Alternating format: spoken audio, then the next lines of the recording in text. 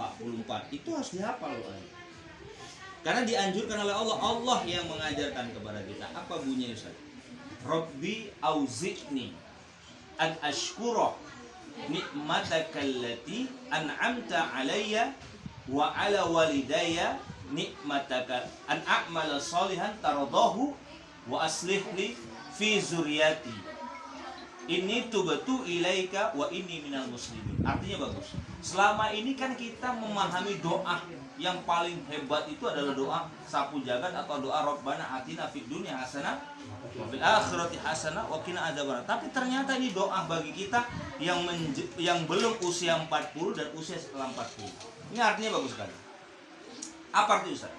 Rabbi auzi'ni an ashkura ni'mataka allati. Ya Allah ya Tuhan kami, jadikanlah hamba manusia yang bersyukur terhadap nikmat-Mu. Karena di usia 40 tahun ini atau menjelang usia 40 tahun dan 40 tahun ke atas itu adalah take off kita untuk turun ke bawah. Dan ini diajarkan oleh Nabi dan itu diamalkan oleh para sahabat termasuklah Abu Bakar. Karena kita diberikan usia yang sangat berkah itu usia 40 tahun itu usia matang. Tak akan mungkin lagi ke atas lagi itu.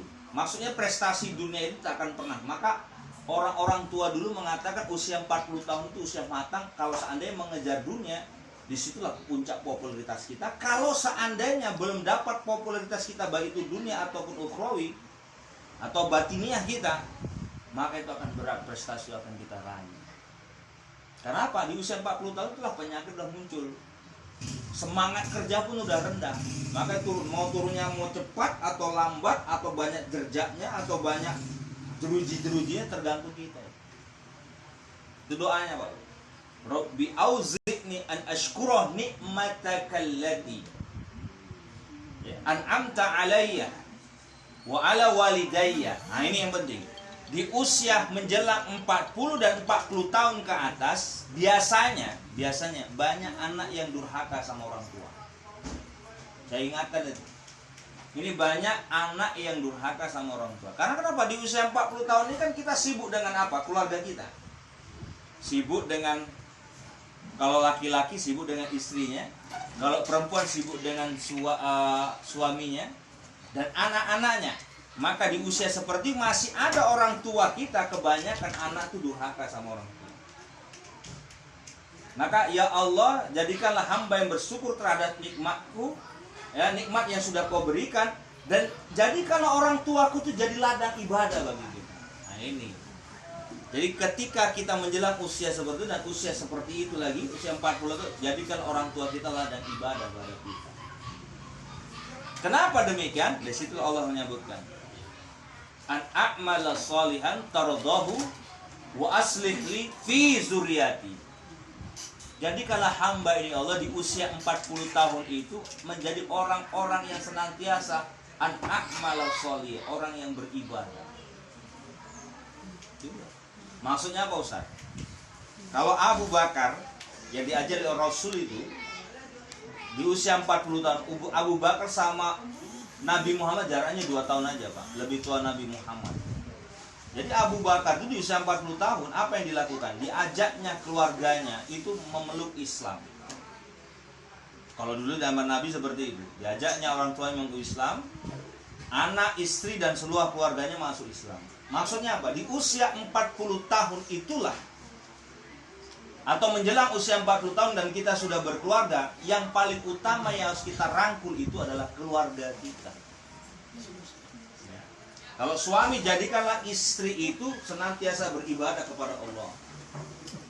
Kalau dia suami, ya ajak istri itu dekat kepada Allah. Jadi makin erat dia ibadahnya. Tapi kadang-kadang kita heran di usia seperti itu banyak orang yang tak cinta lagi sama suami, tak cinta lagi sama istri itu. Ada seperti itu. Jadi kita heran gitu. Padahal itu perintah Allah di usia menjelang 40 dan setelah 40 tahun itu harus kita lebih dekat dengan keluarga kita. Karena kenapa? Nanti kita akan menjadikan contoh bagi anak-anak kita. Wa aslih li fi zuriyati. Siapa itu? Anak kita, keturunan kita. Maka Bapak Ibu yang dimuliakan dari rahmat dari Allah Subhanahu wa taala, Nanti mana tahu ada rezeki, dan mudah-mudahan pandemi ini berlalu. Kalau seandainya tantang main tak ke Bali, ya, bukan Bali G tapi Bali betul itu, Pulau Bali Dewata. Bali juga ada Sumatera Bali G ya. Di Bali itu Bapak Ibu, ini hasil dari penelitian dan memang dibuktikan oleh banyak orang. Di Bali itu tingkat kriminalitas itu tak terlalu tinggi seperti di kota Medan. Kenapa demikian? Kalau orang mereka berbuat maksiat, mencuri, membunuh, merampok, pokoknya macam-macam kemaksiatan, mereka tidak mau. Apalagi menyakiti orang, apalagi mencuri dan sebagainya, mereka tidak mau. Kenapa? Dari hasil penelitian ditanya, kenapa kau tidak mau melakukan kejahatan? Kalau saya melakukan kejahatan hari ini, yang akan mendapatkan siksa itu padahal orang Hindu itu. Yang akan mendapatkan siksa itu bukan saya, tapi leluhur-leluhur saya itu akan mendapatkan siksaan. Dan saya nanti punya anak pun anak saya nggak bagus. Padahal ini ayat Quran, Pak. Itu yang saya Ustaz sampaikan tadi.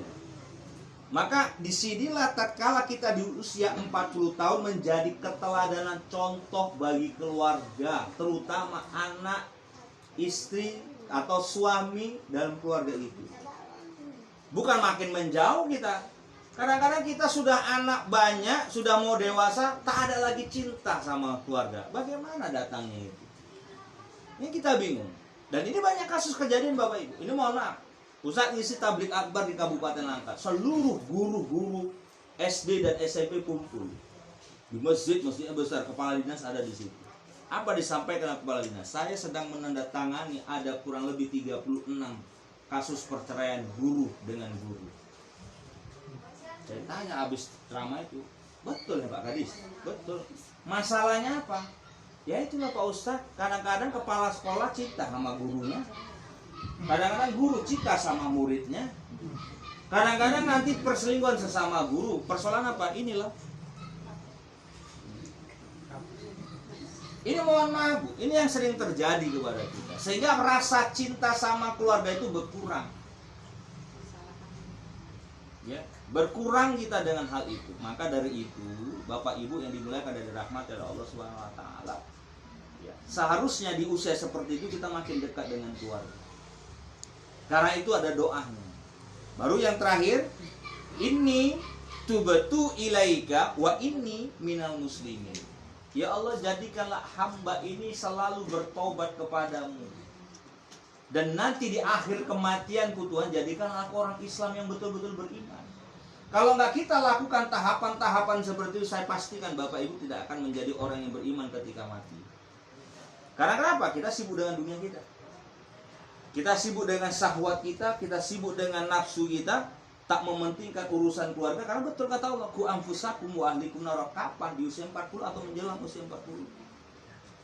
Kalau enggak Pak, kita prestasi dunia kita oke, 40 banyak orang. Tapi prestasi ukhrawi kita, batiniah kita nggak dapat. Di situ dia masalahnya. Karena apa? Kita terlalu menikmati dunia kita. Kaya kita, mobil kita banyak, uang kita banyak. Sementara ukhrawi kita, hati kita nggak kita benahi. Kenapa? Kita terus menyenangkan anak istri, menyenangkan istri terus, menyenangkan anak, tak mau minta apa kok kasih. Nah akhirnya apa? Nggak mendidik anak dengan secara ukhrawi itu. Itu yang salah. Maka sekarang banyak generasi kearbitan. Kenapa demikian? Ya, duduk bentar, tengoklah pakainya gadget. Tengoklah samping bapak ibu. Ya kan? Mana duit dulu kan? Tengok. Ya. Perhatikan aja, nggak usah anak ibu lah, anak ustadz mah. Ini kadang-kadang begitulah. Tapi diiringilah kita, jangan lupa contohkan kepada anak. Maghrib berjamaah, subuh berjamaah, itu Ustaz lakukan. Saya tanyalah sama bapak-bapak, tugas mengajari anak sholat sampai dari 0 sampai pintar itu tugas guru atau tugas orang tua? Tapi kebanyakan yang mengerjakan itu siapa? Kalau seandainya nanti anak masuk neraka nggak bisa sholat, yang disalahkan itu guru atau orang tua? Ini keblingernya kita itu di situ. Alasan apa Ustadz? Sibuk kami cari duit Pak Ustadz. Sibuk kami kerja nggak sempat lah. Misal bak pulang kita sore atau kita pulang pinomat kali sikit malam kita udah pulang, subuh diajarkan anak itu sholat, bangunkan dia sholat. Nah, kasihan Pak Ustaz, banyak kali belajarnya nggak ada cerita Pak. Kalau bapak ibu tidak membangunkan anak nanti subuh sholat, begitu bapak ibu mati, anak itu pasti tak akan sholat subuh. Saya pastikan itu, karena nggak ada biasa Pak. Itu ya. Maka dari itu saya usah sampaikan tadi bahwa kita kumpul ini ukhuwah Islamnya itu untuk apa? Memperpanjang usia. Kata Buya Hamka memperpanjang usia itu ada dua. Ada panjang usia itu apa Ustaz? Secara lahiriah. Lahiriah itu ya angka lah. Dengan ukhuwah Islamnya kita bisa panjang umur kita. Karena apa? Ya itulah keberkahan salah satunya. Yang kedua apa? Usia itu secara ruhaniah. Misalnya apa Ustaz? Kita kadang-kadang mohon maaf Bu, kalau kita jarang ikut pengajian, ikut arisan begini, ya kan jarang dia datang, jarang diingat sama orang. Apalagi dia tak pernah nyumbang pula. Datang kemarin nggak pernah dia bawa bolu. Datang kemarin nggak pernah dia bawa bingkisan. Asal datang sih ngabis-ngabisin aja. Ada model, ada orang kayak gitu. Ada orang model kayak gitu. Tapi kalau ada model yang seperti orang nggak suka itu, nggak datang pun nggak apa-apa lah. Tapi kalau dia datang kemari, entah dari rumah, yuk bingkisan ke tempat Bu Susi kita ini, bawa bolu Zulaika, entah bolu Meranti, entah salak, datang nih wah, tahu kan? Sering kita hampir setiap di kita arisan kita datang, kira-kira dikenal nggak sama orang baik ini? Wah itu kemana? Biasanya dia bawa oleh-oleh itu, katanya. Nggak datang saat ini, ya Allah kehilangan. Itulah panjang umur secara rohaniah Bu. Kita kadang-kadang nggak sampai ke situ akal dan pikiran kita. Taunya kita itu apa? Gini. Nggak pernah kita begini. Padahal itu konsep Islam. Tangan di atas itu lebih mulia. Tapi ibu menerapkan nggak Bapak Ibu? Di mana letak persaudaraan kita di situ? Kan itu masalah kita itu sebenarnya kita yang membuat. Kadang-kadang akrab nggak akrabnya saudara kita yang membangunnya. Jangan untuk sampai sini kok nggak ada makanan ya? Katanya ada orang kayak gitu. Ada model-model arisan di sana. Udah nggak ada tolong nggak ada gitu. Jauh-jauh aku ini. Jangan. Kita jangan menjadi tamu di rumah saudara kita. Maka jadilah kita apa saudara itu rumah kita sama. Kalau kita perlu datang aja ambil. Ada mana ya minumnya ambil. Ya, jangan kita jadi seorang raja, jangan seorang itu enggak ada kamus itu dalam persaudaraan. Bahkan Nabi sendiri pun, Nabi, ya, kalau ikut Nabi, ya Nabi itu bahkan melayani istrinya. Begitu dia pulang kerja, nyuci dia kok. Nah, begitu dia pulang kerja, istrinya capek, Aisyah, bajunya koyak, Nabi jahit baju sendiri. Kadang-kadang di situ letak salah kita, Bapak Ibu. Ini mohon maaf. Kadang-kadang suami mentang-mentang cari duit, ini suami ya. Mentang-mentang cari duit, ya, pakaian kotor, piring kotor tak mau nyuci. Abang udah capek deh satu hari yang kerja. Jangan kan nyuci piring, nyuci baju, ngomong anak pun tak mau. Nabi itu ngomong anak, Nabi itu nyuci, Nabi itu nyapu. Nabi itu pun jahit pakaian. Kalau dia koyak, kita kadang-kadang mohon maaf lah, disitulah letak kita itu menganggap diri kita itu paling hebat. Berarti suami itu kan merasa diri paling hebat. Ya kan Bu, Pak? Tidak, namanya berumah tangga itu kan partner, konco, best friend, dongan. Iya kan? Teamwork. Iya kan? Tim kerja kita. Maka dari itu Bapak Ibu yang dimuliakan oleh Allah, kalau kita ingin memuliakan itu tadi, jangan kita menganggap diri kita itu mulia, raja dan sebagainya. Bapak Ibu yang dimuliakan dari rahmat dari Allah Subhanahu wa taala, itulah kalau kita mencontoh Nabi. Macam Bapak Ibu lah. Tugas istri itu apa? Tugas suami itu apa? Tugas suami itu nyapu, ngepel, gosok, masak, belanja ke pajak, antar jemput anak sekolah, cari nafkah. Itu tugas kewajiban suami. Loh iya loh. Sabar. Cepat aja. Dalam Islam itu tugas suami Pak, ya, bukan tugas istri. Istri itu cuma satu tugasnya Pak. Apa kira-kira satu tugas itu? Enak kali yang melayani suami, aku tuh mah. Tugas istri itu cuma satu Pak Ustadz. Apa itu? mematuhi perintah suami. Wati, nyapu jangan lawan. Dosa. Wati ngepel, nggak boleh ngelawan. Dosa. Kan tugas istri cuma satu, mematuhi perintah. Masak, lawak. Bu, mohon maaf, mohon maaf. Coba ini, dimanapun kajiannya, perhatikan, ibu kalau puasa Senin Kamis bagus nggak? Boleh nggak itu dalam Islam? Boleh.